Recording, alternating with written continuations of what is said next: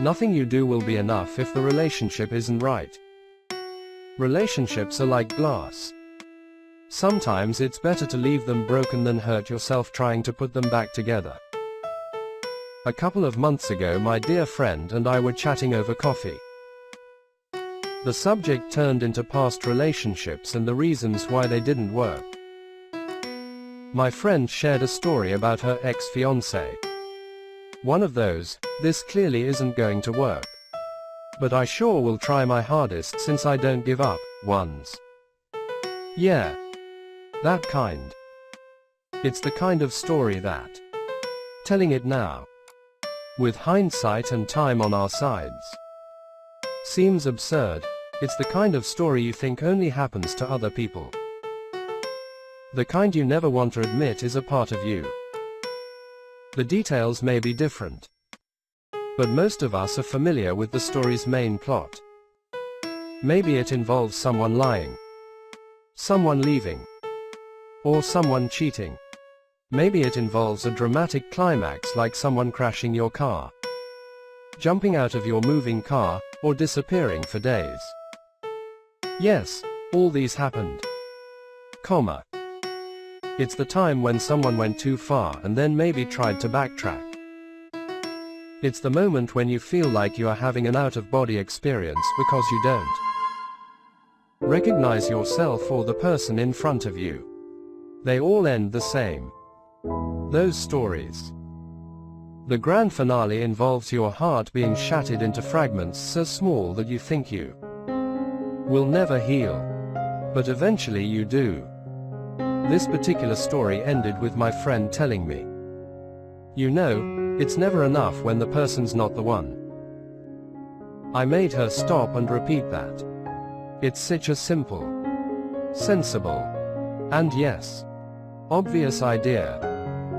But for some reason when you are in the midst of a relationship that clearly isn't going to work out, it can be so hard to see this, know it, accept it, and end it.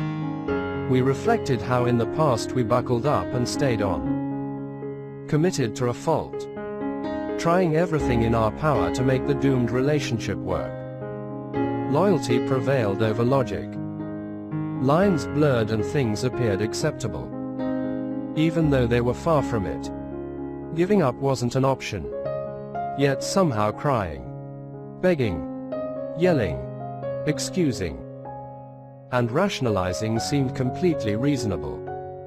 Instead of just gracefully letting the relationship go and moving on, we stayed until finally, we hit our breaking points. Coincidentally, our breaking points involved a lot of crying, hiccuped breathing, and being huddled on the floor. Not pretty, but hey, it's the truth.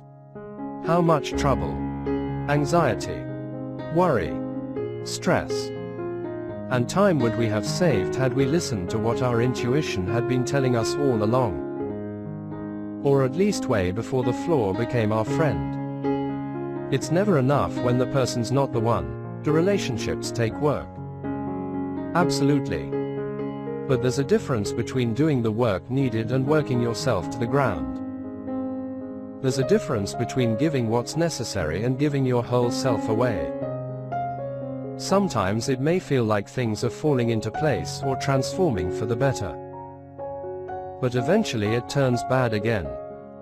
Because ultimately, when the person is not the one, no amount of trying, praying, begging, wishing, or hoping can change that, and that is a blessing in disguise.